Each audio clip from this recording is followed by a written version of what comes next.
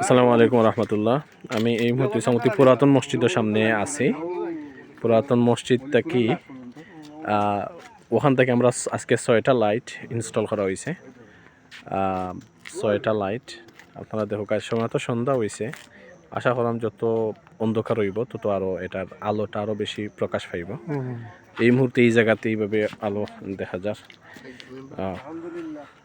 Member সাহেব কিটা ঠিক আছে তো নিনি? আলহামদুলিল্লাহ, আলহামদুলিল্লাহ আনন্দিত। আচ্ছা, আমরা এলাকা আলোকিত হয়েছে, বিশেষ করে প্রবাসী হলো কৃতজ্ঞতা জ্ঞাপন করলাম।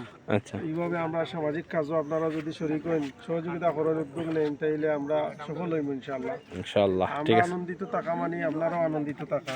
ধন্যবাদ, জাযাকাল্লাহ। শুকরিয়া। আর ও সামনে হয়েছে একটা আমরা যে পুরাতন মসজিদ, এই জায়গায় একটু অন্ধকার। আমরা এই জায়গায় 2 একর ভিতরে একটা লাইট দিব মধ্যখানেও, যাতে মানুষ মসজিদে রাত্রে ফজর যাত্রা যাইতে পারেন। ভিউটা এই সাইডে খুব বেশি সুন্দর লাগে, কারণ হইল এখানে তো আশপাশ বাড়ি নাই। এখানে হয়েছে আমরা ও যে পশ্চিম পাড়ার সানার খাবাইসাবর বাড়ি, ও পয়েন্ট থেকে এই পয়েন্ট পর্যন্ত এই ভিউটা খুবই সুন্দর লাগে।